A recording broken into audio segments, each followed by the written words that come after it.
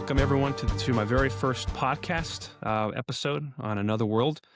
But not only is this my first episode, but I have my very first guest, Mr. Bob Cranmer, right? Yes. Oh, there we go. Of course, there's going to be an interruption. But did I say your last name correct? Cranmer, yes. Cranmer, yes. But the whole goal of this podcast is just to bring awareness that things are more spiritual than what we think. And I truly believe that your story brings awareness to this biblical truth. And but before we jump right into the heart of your story, my understanding is that you purchased a house in 1988 in the Pittsburgh suburb that you grew up in with no idea that your dream home is about to become a spiritual battle. Survival, if you will, and you've never experienced this before in your life. And can you give us a little bit of context prior to this epic demonic battle? Well, that's a pretty big question, pretty big story. As to where to start and what we're even here to talk about this evening, and just to bring a little context of who I am and why I do this now. My story and my talks have changed a lot over the years. I mean, it's been over 10 years since my book was published in 2014, and I've done hundreds of interviews since then, and television programs have been produced, and countless YouTube videos and podcasts and so on and so forth. And people are attracted to it because it's a really unique paranormal story. It's more than your average haunted house type story or, haunted anything story. It's really not about a haunted house. It's about a demonic possession of a house and really of a family to an extent. Yeah. And as you pointed out earlier, the existence of a whole nother spiritual realm that we live in, that we can't see, but nonetheless is just as real and just as present as what we experience every day. People just can't see it, and they have no idea how it impacts them. And sometimes it shows itself for different reasons. Animals react to it much differently than humans do. For some reason, animals can see things that we can't see. And I learned that during our experience with our dog and with our cat, being able to kind of give us a heads up when things were around. Um, So this story is about a house that I purchased that ended up not ended up, it was when we bought it. It's just that it really manifested itself completely when we owned it. I still own it, but when my family was in it, um, demonically possessed. Demons can possess people. They can possess places. Um, they can possess objects. So in this case, a demonic spirit possessed, I don't think just the house, but the land upon which the house was built, about a half an acre of property. What Um, what was what was your spiritual, I guess, worldview regarding the unseen realm? Did you have uh, had experiences prior to this, or is this kind of well, I something new mean, to I was a evangelical Christian, raised Catholic, converted, or not, had a born again experience when I was a teenager.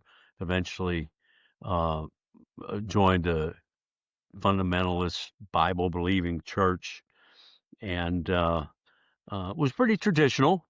I mean, I never had any experience or interest in ghosts or the demonic. I mean, certainly I saw the movie The Exorcist when it came out. Who didn't? And was somewhat familiar with it, and some other, haunting um, movies, but other than that, I had no interest nor experience in anything like that. So when this first happened, and when we bought the house, and my wife and I came to the conclusion after a few weeks living in the house that there was something in it with us. Um, we um, we weren't really sure how to deal with it. It didn't seem malevolent, Mm, evil at the time. It seemed interesting. So it's a ghost. So we'll learn to live with it. It's not a big deal. yeah. Well, it turned out being a real big deal. I wish it just would have been a ghost. Haunted houses and ghosts are relatively common. Um, for whatever reason, whatever causes a human spirit to become a ghost after one dies, and not immediately move on to their eternal destination. We really don't know, but Yeah. ghosts certainly exist, and they stay and inhabit places and relive events that generally were traumatic or something that was associated with the person's death. Um, so we bought this house. Things began happening weeks after we bought it. The people who sold us the house were selling it because they wanted to get out of it. I learned that after the fact. And so it wasn't, previous owners had experienced the paranormal in the house. I don't think they experienced, or I know they didn't experience to the extent that we did, because I believe that I was in some way preordained to go to the house. I don't think it was a coincidence that I bought the house when I did, to go and fight the battle and deal with this spirit, which was a significant spirit or Yeah. spirit. It was powerful. Question: would you have purchased the house if you were aware of this demonic entity? No, of course not. No. I mean, my wife had feelings about the house. Some things happened even when we were looking at it. It seemed a little ominous. My wife didn't like it. She said she didn't want to buy it. I, on the other hand, had been drawn to it since I was a young child. I had a connection to it. I always wanted to go in the house when I was a child. I'd stand in front of it and stare at it. And the first time I went into it, I went in it to view it, to buy it. So to me, it seemed to be destiny, Yeah. that I was buying this house. And at the time, I was moving back to my town where I grew up. I had left for 10 years. I was in the military, came back with my family, and this house went on the market at the same time we moved back to look for a house. So to me, it was, foreordained, as I believe now it was. It was foreordained for another reason. Yeah. Um, now, uh, did the did the demon reveal itself immediately? No, it took years until the uh, before the dam burst. Yeah. For years, we thought we were just living, not just, but we were living in a haunted house that didn't seem to be dangerous. Yeah. Um, but eventually, it became very dangerous. And your very first, I guess, encounter before it escalated into turmoil, spiritual turmoil. What was that first incident? The first incident when we were buying the house, um, we were, my wife and I and two of our children, my 3-year-old son and my 4-year-old daughter were with us. And we were in the basement looking at the furnace and other basement things. and my wife noticed that my son was missing, and so she and the woman in the house, the owner, went upstairs to find him. Now, again, this is a very large house. Yeah. It's not like you just walk up the steps into the dining room or so on. I mean, you have to walk to the front of the house, which takes some time. And they found him on the staircase leading up to the second floor. It's a large banistered staircase with a landing halfway up and a balcony around the rooms and so on. And he was on the staircase trembling and hyperventilating. Um, the lady immediately embraced him and asked him if he had seen what had he seen something. At which point my wife noted that and thought to herself, "What do you mean? Did he see something? Hmm. What would he have seen?" So she related that story to me after we left and said that she didn't like the house. She didn't want to buy the house. She was scared of the house, and we shouldn't have anything to do with it. That was the first sign, so to speak. I then subsequently asked the owner, the man, if there was anything, quote, wrong with the house.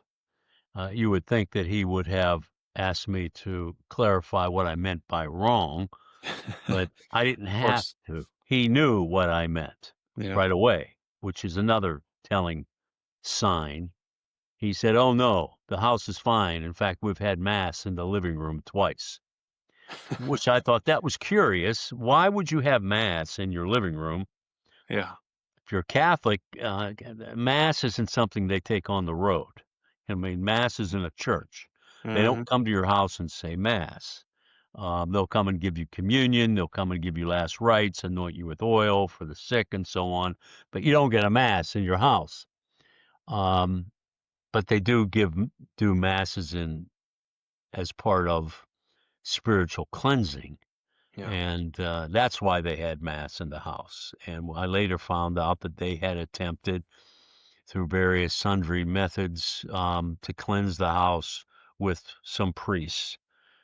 So they had experienced problems, and that's why they were leaving the house.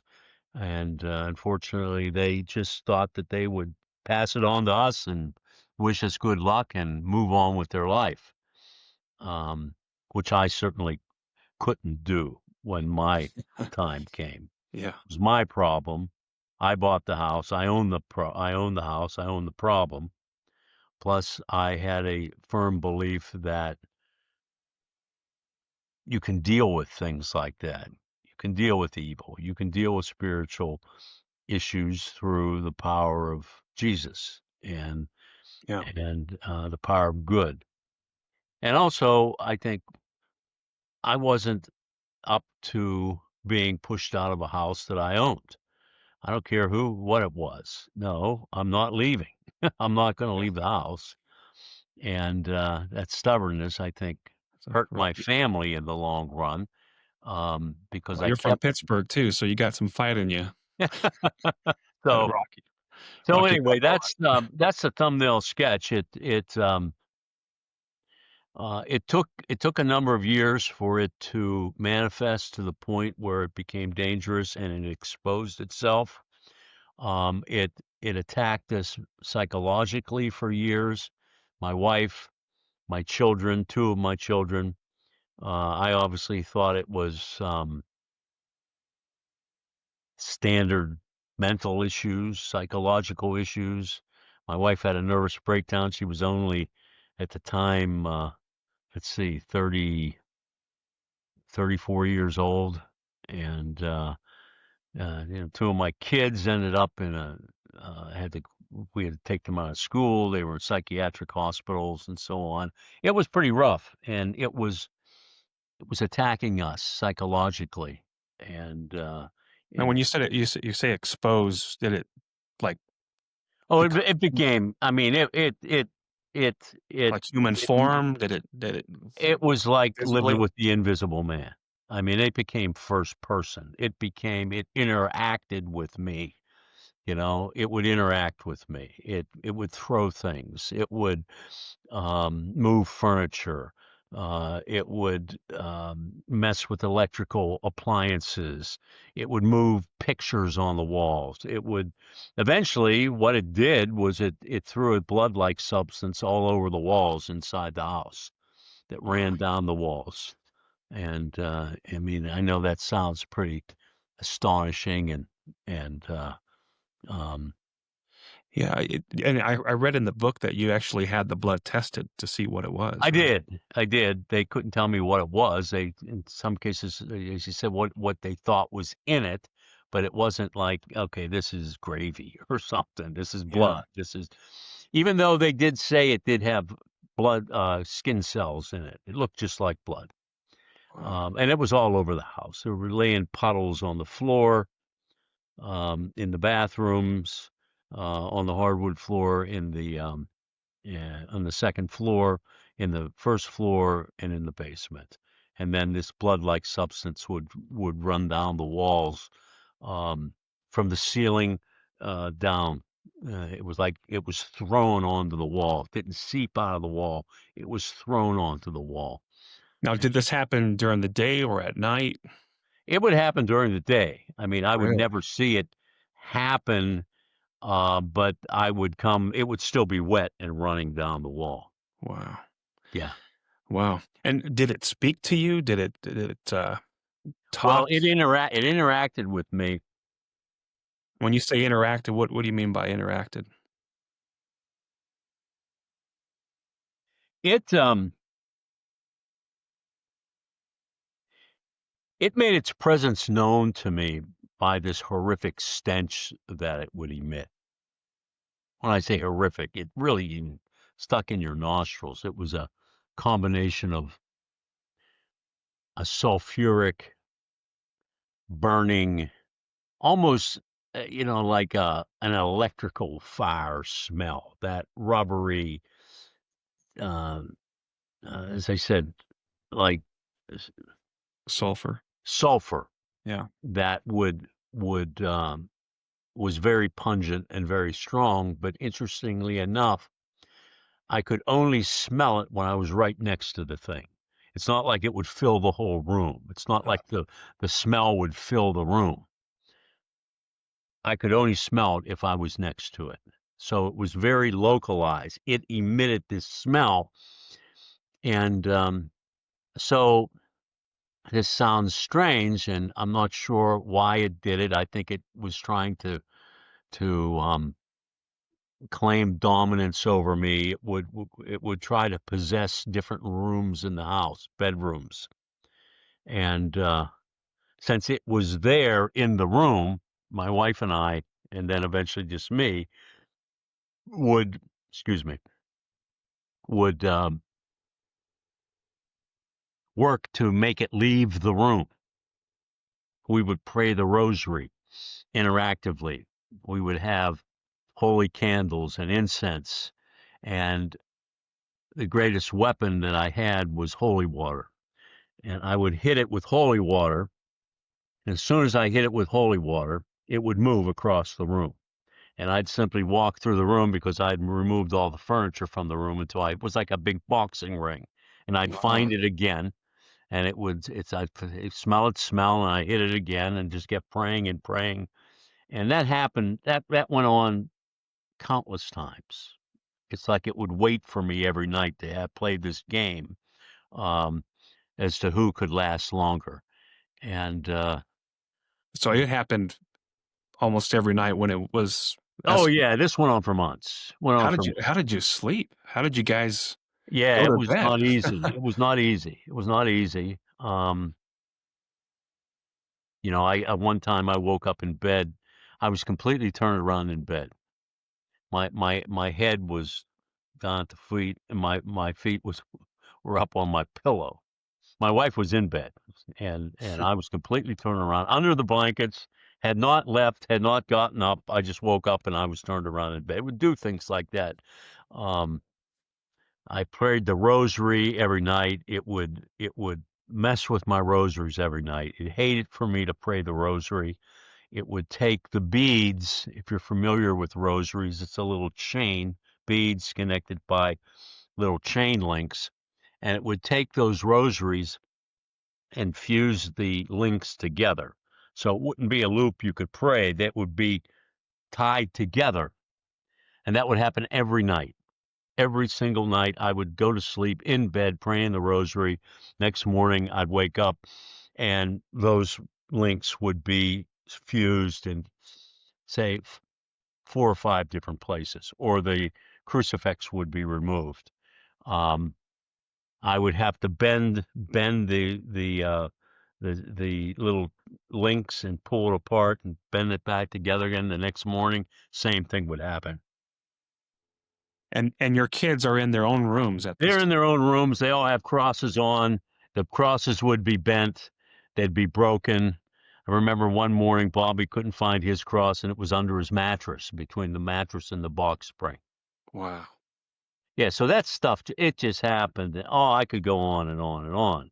And it just, it was a it was a long, drawn out process.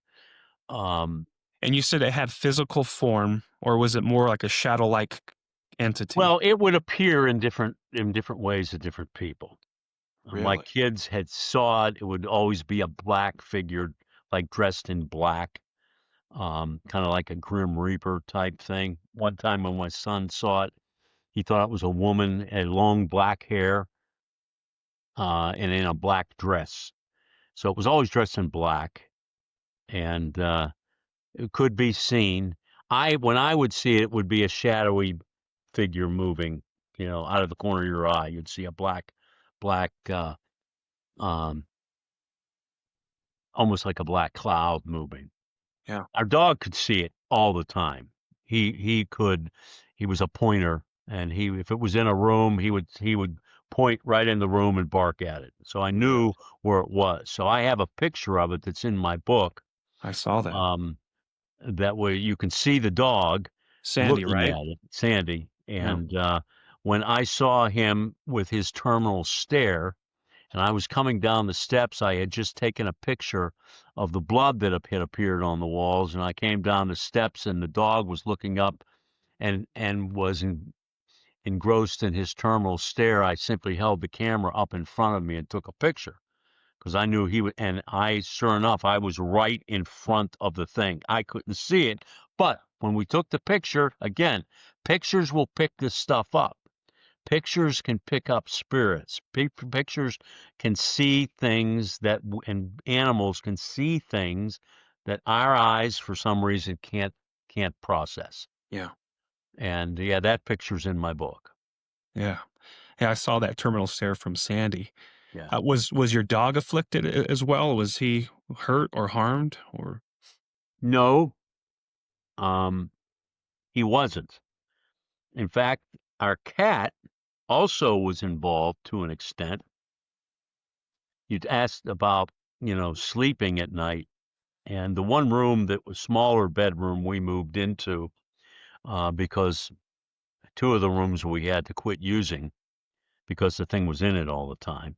yeah. Um, Many times when we'd go to bed at night, our cat would stretch out at the bottom of the door frame, um, of our bedroom, would stretch across the entrance to the door and sleep there in a way, I guess, to protect us. Yeah.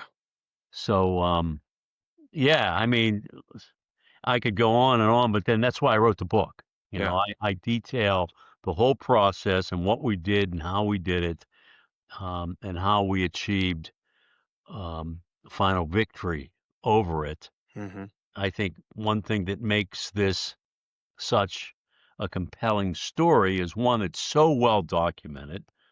It's it's it's so it's verified by so many different people that experienced what was happening in the house.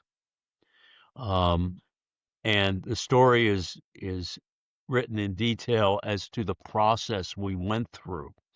Um, because the Catholic Church they really pulled out all the plugs as to every resource they had, Yeah. but they were not sure that in the end we would prevail. They thought Really? maybe we would meet and have some type of you know mutual you know trust or not a truce or something. But I was convinced in the end we would prevail. No, I And know you initially asked your, pastor, right? Protestant pastor for assistance, and I guess he didn't oh, know what to do? he thought I was crazy. Really? Yeah, So yeah. they didn't have a process in place. Yeah, and they had no process, and it was like, "What do you want me to do?" And then once I went, at the time, this was before the paranormal genre had even been formed, and every city had its, you know, paranormal research society and Ghostbusters and paranormal investigators, and Yeah, then what do you do? Who are you going to call? yeah. And the only organization I knew that claimed to have a handle on this stuff was the Catholic Church. Now, again, I was no longer Catholic.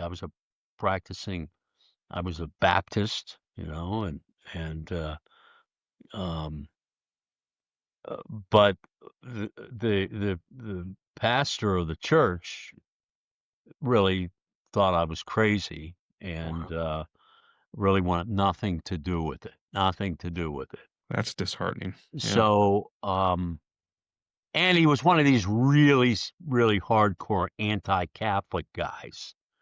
So that when I began working with the Catholic Church, and I kept him up to date as to what was happening out of respect. yeah. Um, Once I began, and the bishop of the diocese got involved. There was a team assigned. They eventually brought an exorcist from New York City, the Wow. Diocese of New York, to deal with it. And so it was working with the church. They weren't really sure how it was going to end, um, but we worked our way through it, and um, And I read that, in fact, I think, correct me if I'm wrong, a college nearby had a paranormal class and or, some well, type of Penn, club, or they were. Penn State University had what became a very famous group um, called the Penn State Paranormal Research Society. They went on to have a very successful television show on network TV that ran for, I think, 9 seasons. And before they were famous, their first big case, when they were still a local campus, almost like a club, um, the diocese some way heard about them and asked them to come to the house and not do anything other than verify what was happening in the house, Yeah, that's all which they can do. which they did Yeah. twice. But it was dangerous for them, and I think it took a toll on a number of them. Um, some negative experience, and one of them that came ended up joining the Catholic Church and becoming an expert on demonology Oh, in the wow. coming years. He now is works for the Catholic Church and has written several very successful books on demonology. But that all started, the paranormal movement started basically, even though you had the Warrens and other famous kind of ghost hunter types um, for years. The real um, television coverage of paranormal stories started with that program called Paranormal State. And it was about the group that came to the house and worked with us, Yeah. and their leader, Brian Buell. And then from that show, you had a branch of all types of different. Now you have, the Sci-Fi Channel. You have Yeah. whole networks that are dedicated to it. But it Yeah. all started with that group, and it kind of started with our house. Yeah. And And you said Ryan, he was negatively impacted by this, he even was, afterwards, right? he Yeah. was, and he'll admit that. I'm friends with him. I talk to him every now and then, and we've had personal conversations, and yeah, it was. I think it impacted him in a negative way. I think something stayed with him after he left. But it sounds like they were kinda instrumental in maybe bringing awareness that there was some type of, um, a recipe or ingredients, a ritual, if you will, that was performed, right, at the central part of the house? Or Well, there's they had talked to a medium before they came, who was supposed to come, and then she got cold feet. She said the place is too bad. I won't go there. But she did tell them to access the void in the center of the house, of which there was a void in the center of the house, and it ended up being a very significant void, and ended up being somewhat of the lair of what this thing, where this thing would go. And I think the one thing I learned from that was that by going into that space, we affected its power to an extent and made it very angry. Um, so it's kind of like a boxing match. It's kind of like a Rocky boxing match yeah. where he realizes, hey, I can. He's hurt. I can hurt this. I realize we could do things to it in return to Yeah. make it miserable and to strike back at it. And we grew, and I understood that more and more and gained confidence that we could eventually overcome this thing by not being scared of it Mhm. and not letting it kind of freak us out all the time through its different machinations that it would go through and all the things it would do. I learned how to make its existence miserable in the house. And once I learned how to do that, I gave it all it could take and then some. So it became then a real battle between what it was trying to do to us and was working on us, and what not I never say I, always through the power of the cross, the power of Jesus. Um, but yet all that Catholic hocus pocus works. Yeah. All that stuff works. It all has a purpose. Um, from Now bell ringing to incense to holy water to blessed salt to prayers, and first and foremost, the rosary. The rosary is a powerful, powerful weapon against evil. now, what made that entity think it had a right to be there? What gave it the right to be there? What was Well, I think you commented about the house being an abortion mill, or there was a lot of even before that, back in the late 1700s, there was a big war with the American Indians after the Revolution, when the government began to send people west into Ohio to settle and to sell land and so on.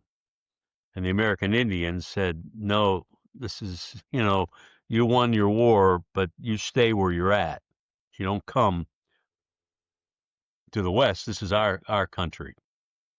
And it became a really serious battle. And during that war, and our house was right on the frontier, along the Monongahela and the Ohio River. That was the boundary. And if you were on the other side, on the western side, you were fair game. So the Indians began, the settlers that were already there began to attack them and to kill them. And they weren't taking hostages or taking kids and taking women. They were killing everybody. And there was a family. Apparently, there was a house on the property where my house stands today. And a mother and her 3 children were killed. They're buried in the front yard. And we believe that massacre and whatever spirits were associated with the Indians, they would pray to their spirits for courage and victory and so on, attached itself to the land after the murder took place. And it Yeah. was very famous. I mean, news of it reached Philadelphia, reached the capital. It was sent to the Secretary of War, that had taken place. And they're buried in the front yard. So I really think that the spirit attached itself to the land at that point and then inhabited our house, when it was eventually built, um, a little more than 100 years later. Yeah. But it was still there, yeah. So going back to the involvement of the exorcist coming to your house, blessing the home or cleansing the home, I think is the correct terminology, right? Cleansing the home. Would they do Expelling the that? demon, yeah. Yeah. Would they do that every other day, once a week, once a month? What did that look like? Well, we had a team of priests. There were one priest that worked for the bishop, who I would talk to on the phone all the time, who was somewhat directing. They also had a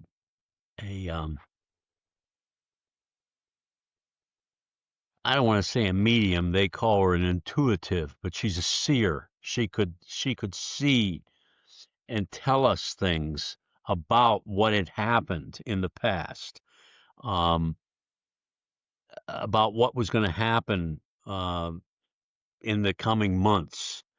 It was just absolutely amazing, the detail that she told me and the stories of what took place in the house.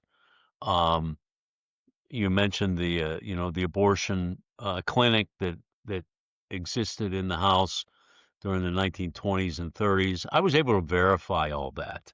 Wow. Um, and everything she told me, I was able to verify. I'd say 90% of it I was able to verify in one way or another. Um, and it was always surrounding death of children. So it was the death of the children in the front yard, or it was the death of the children in the upstairs bedroom, where people would come there. It was a discreet location. They could come and go discreetly. There was the entrance to the house in the back. They could drive around the back and come and go. Who knows how long it went on, but it went on quite a while. And so you had all that death too. So at what point? So I mean, this is the priests were going there for how long up until the Over two last years, over 2 years. 2 years? Wow. So they would come every week to 10 days. And you were living there, Living there at the same time. and your kids are We living Yeah, we there. had yeah, when they weren't in mental hospitals. Um, Did you ever wanna leave or take your kids out? Did you ever? well, I did at one point. My daughter and her husband and little baby lived on the 3rd floor, which is a separate living space. I had to take them out. I rented the house for them to live in because it was going after my grandson at the time. So I had to get them out. It was just it was just it was a crazy time, you And know. it didn't happen every other night. Something happened All the every time. It always happened. for 2 years. And one of the priests was elderly. After a while, he didn't come as much. It was mainly Father Mike Salvagna who would come, um, and Father Ron Lengwin on the phone, Connie Valente. Um, the intuitive, they called her. She's since passed, um, and one of the priests has passed, but Father Mike and Father Ron are still with us, and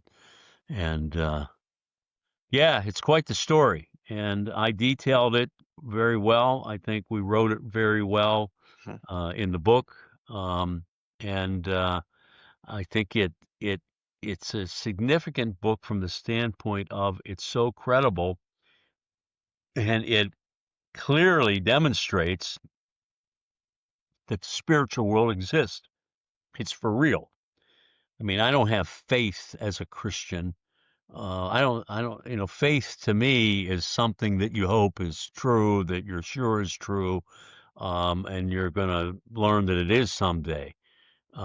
From my standpoint, I've lived it. I mean, I've kind of like seen Jesus walk on the water, I've lived in the spiritual realm. I've experienced the supernatural, and I've experienced angels. I've experienced demons. I've interacted with them. So, to me, um, I don't want to say it's mundane, but it got rather routine.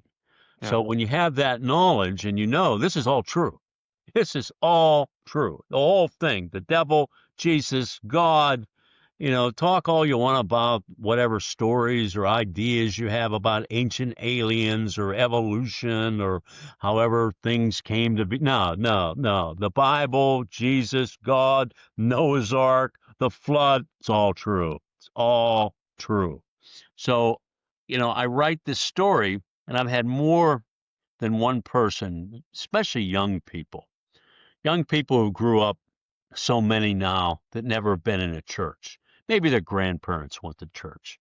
Their parents quit going to church in the 1970s, um, when it fell out of vogue and everyone was looking for something else. So you have so many young people that have no concept of good or evil or God, or church or faith, and but they're interested. There's a void in them. They know there's something more. And I think that's why the paranormal has become so popular. They're Yeah. looking for it. They know there's more, so they read about the paranormal. Well, when they read my book, they get a lot more than a haunted house story. Yeah. Um, they understand what it's all about. They understand good and evil and how it really does exist. And more than one have said, I just read your book because it seemed interesting and I'm kind of interested in the paranormal, but your book really changed my view of my existence, you know, and where that goes. I know there's God now. I know there's a devil. What am I going to do with that information? What am I going to do with that? But it opens a door for a lot of young people that uh, that are looking. They're seekers. I've had more than one person say, "Give me 5 books. I got 5 kids. I want one for each kid." You know, um, and that's the power of it. Yeah. And so it's all about, I like to do podcasts and I like to do, and watch the videos and so on, but it's all about the book still. I want people to read the book, Yeah. because that's where the message is. You're going to find Jesus in the book. I'm no, I don't, you know, talk around the edges. I go right to the heart of the matter. It's all about Jesus. It's all about It's an Jesus. incredible book, and it is all about Jesus. If it wasn't, you might not even be here. Yeah. All about Jesus. Yeah. And, I think of how many tens of thousands, of people have read the book, over the years. I don't even know how many thousands it's sold. Um, uh, and how many people heard the message, you Yeah. know, heard the message, and it's become somewhat of a ministry for me. But my Yeah. message is, listen, folks, it's all true. You got to understand, this is all true. It's not about extraterrestrials and people from other planets. That stuff up in the sky that's flying around. It's there. Yeah. It didn't come from another planet. Yeah. It didn't come from another planet. Tell Satan tell tell us a little bit, just I guess the last mass. I guess at some point there had to been just one last time that the priest came. And how did you know? it was done? Well, How did you that's a good question. Even after the exorcism, um, the thing was still in the basement. I don't know if it was confined to the basement, but I actually saw it in the basement. We had the exorcism took place probably in October or November of 2005, and it was probably January, February of 2006. I realized this thing is still here. It wasn't as active as it had been, but I saw it in the basement. So I asked Father Mike, I said, we got to have mass in the basement. We got to have a powerful mass. And it was of a friend of mine, had a friend who was a missionary from Papua New Guinea and had dealt with this spiritual stuff over there all the time and understood it. I thought that was he wanted to bring him to the mass, and I thought that was good. Yeah, bring somebody who deals with this stuff as well. So we all set up for the mass, and uh, by that time, our dog was old and was no longer able to negotiate steps. And we were all downstairs ready to start the mass, and he was barking at the top of the basement steps. He was saying, "Hey, don't forget me," because he always came to mass. He would be at mass. He'd sit there at good mass. dog, yeah. So I went up and I carried him down and I set him there in the room. And as we were going through the ritual of the mass,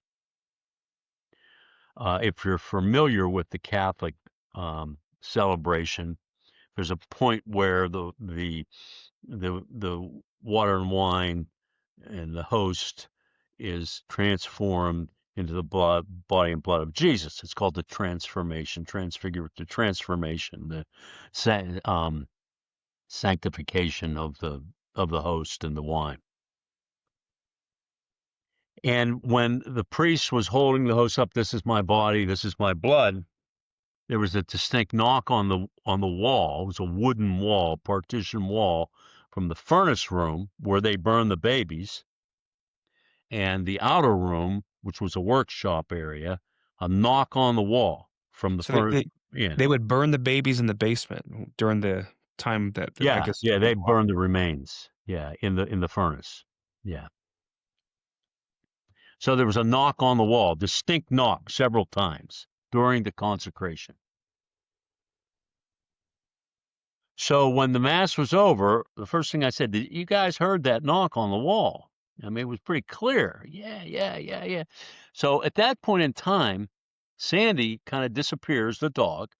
He walks into the furnace room, looks around, and there's a big walled off room where they used to keep the coal when there was a coal furnace in the house. It was empty. No coal in it or anything. It was empty space. And he walked back into this enclosed space, all four walls, just where the window was, where the coal used to come in, the metal door, so to speak. He goes into his terminal stare and starts to bark. I said, praise God. So I said, Father Mike, it's in here. Let's go. It's in the room. So it's only a little doorway into it. So we went into the room and we went to the corner. I said, it's right here. I could see it. I could smell it. I said, it's right here. This is where so we both began to pray, um, and pray fervently, ordering it to leave, that it was over, that this was done. And we did that probably for about 10 minutes. And then there was just a sense of, there was no lightning, there was no thunder, there was nothing. It was just like, I think, a fire that finally burnt itself out. And I was able to tell when it was over, it was done. I said, it's gone. It's gone. It melted into the floor. We we banished it to the abyss. And I went in and I took the metal cross that was on the little altar we had set up for the mass, and I brought the crucifix in, and I set it right in the corner of the room, in the cold room, and I said, "It's over. Hmm. This battle is over." Wow. And it was. It was. That was the end of it. I bet you slept good that night. Well, yeah, I'm not well, for years though, I had, and due to an extent now, post-traumatic stress. When you go through that for so many years and you're still in the same house, and every little thing that would happen, "Oh, it's back, it's back, is it back?" Yeah. Um, and finally, I just and we did have some things over the years still happen, but the exorcist told us that they would be echoes. They would be echoes of it trying and just trying to make itself maybe reappear, and it would eventually stop over a period of time. Um, So of it was trying to claw back to Yeah, whatever. It was just yeah, over a number of years, and I do think we had a couple ghosts in the house. There was a woman who died as a result of one of the abortions, and she used to make herself. I mean, you could see her clearly. I mean, she was a woman, 1920-ish hair, beautiful young woman, about 20 years old. Even spoke to one of my grandchildren once. Um, and she died in the house as a result of one of the a botched abortion. And she was there for a while. She's gone. I trust. It's been years since anything was there happened. fear associated with that apparition or with that deceased spirit? Did No, you no, no, no. I know exactly what she looked like. We saw her outside, saw her inside. Some people even saw in the front yard. I never did, but it was reported to me by a woman who came to one of my talks years ago. Um, she had walked by the house early one morning and she said she saw a woman standing in the front yard by the tree where the grave is, dressed like a pioneer woman with a white bonnet on and a long dress and so on. And she thought it was odd this Saturday morning so early why this woman would be out there dressed in such a costume. And as she got closer to her, she then all of a sudden realized she could see through her and she disappeared. So it's probably the woman who was a ghost of the woman who was mass killed.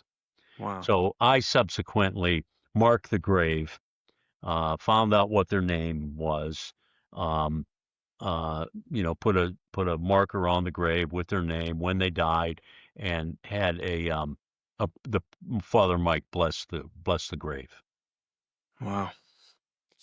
That's incredible. And I know in going back, you said that at times it would cause harm.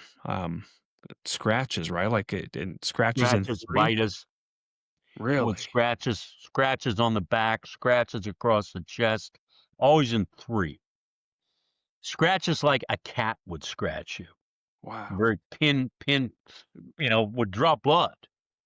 Um, would Like while draw you're sleeping or just while you're walking through the house and many times when you were sleeping, but I know that one of the paranormal investigators, they were having a meeting and talking, and as he was talking, and they got this on film, three scratches right across his forehead, and they wow. began to bleed. Wow. Yep. And then I take it you don't live, right? I think it's a bed and breakfast now, the house is? Yeah, I the house has such a reputation, locally especially, I bet, of yeah. all this happening. It's kind of like the Amityville Horror House, even though this story's true. Not, I don't know about that story, but I do know that it didn't. It wasn't 2 weeks, and we stayed. Um, and I wanted to demonstrate that the house is fine. So I opened it, made it into a bed and breakfast in 2019, and I've had literally hundreds of people um, come and stay in the place. And consistently, I just get what a peaceful house it is. We just love it here. It just has such a nice feeling. We love it here. They don't know what they're talking about. They don't know where they're at. Yeah, I don't advertise it as a haunted place or come stay in. Now, do people come that have read the book? Certainly. Not yeah, as many as once did. And certainly they want to come and talk about the book. I'll talk about the book. But 90% of the people, even more than 90% of people, they're just coming for a unique place to stay. And I just want to demonstrate that, it's been years now. Um, no problems with it. Now, I've yeah, had a couple times when people come in, and think they're gonna, because I won't let ghost hunters in, but I've had some yeah. people sneak in surreptitiously and do some things on their own. Um, at least a couple that I've caught. And I won't let them come back. Yeah. In your family now, I'm sure I can't imagine they're happy that the way things happen. I'm sure they probably still talk. Well, I must say, um, writing a book like this, I could write another book about my life since I wrote this book. It's kind of like outing the mob. Yeah. Um, Evil wasn't happy with this story. Did everything it could to prevent the book from being published. I Wow. don't know how many interviews I did the first year, 2 years. Electronics would fail, video would fail, cameras would fail. It was amazing. Um, I'd be in studio doing an interview. I remember I was at a Catholic radio station one time. A coffee cup flew off the table. I mean, not fell. I mean, jettisoned several feet across the floor from the table I was at. It was, and I lost a son in 2015 without even getting into how tragic it was. Yeah. 6 months after the book was published, I lost a child, and then my wife and I, our marriage dissolved. We were divorced in 2018. Yeah, I've had kind of a traumatic time of it since then. Wow. Yep. And what would you say to those who are experiencing similarities with your situation? I I, mean, you know, I get occasionally, I get people who contact me for help.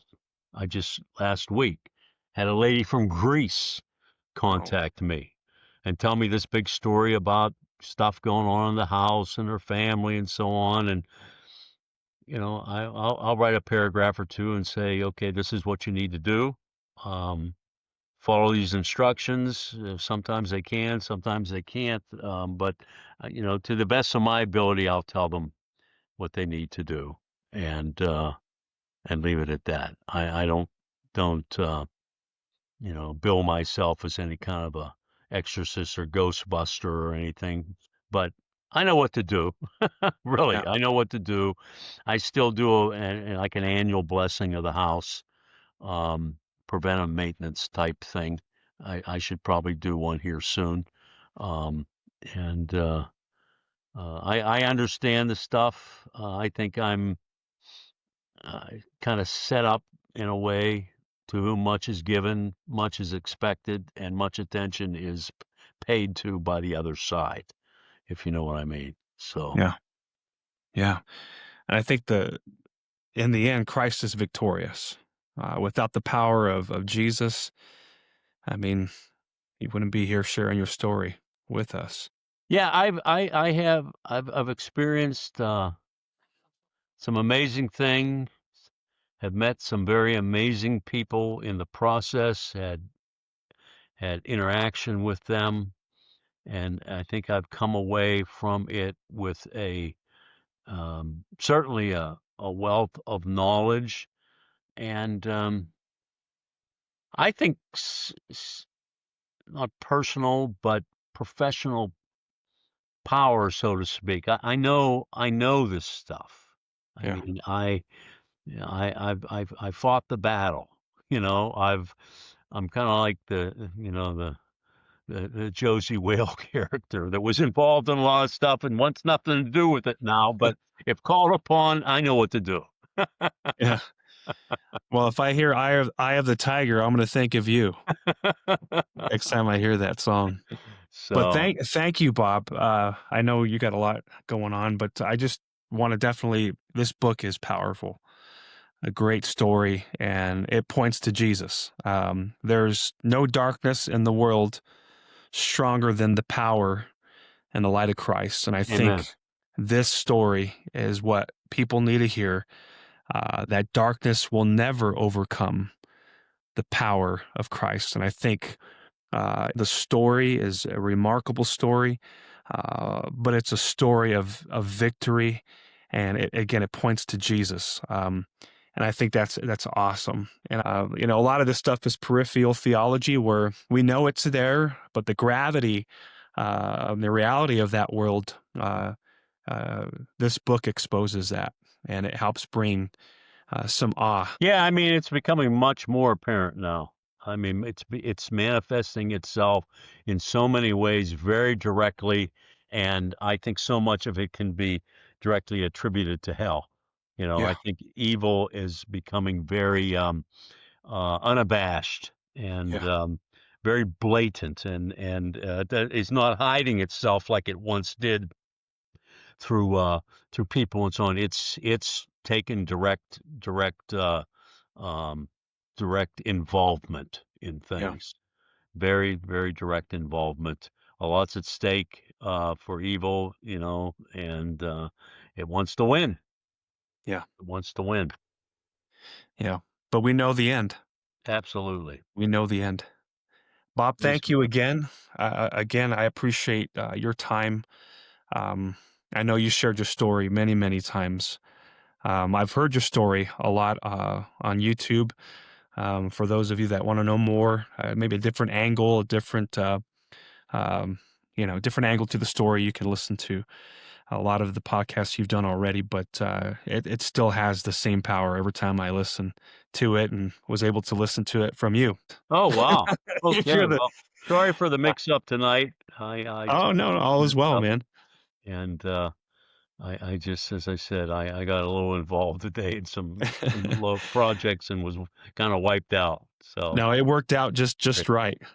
Um, Okay. Well, but good. blessings to you. Thank you. You want to just before you hang up, I'm going to push stop on this recording, and then we can go from there. Okay.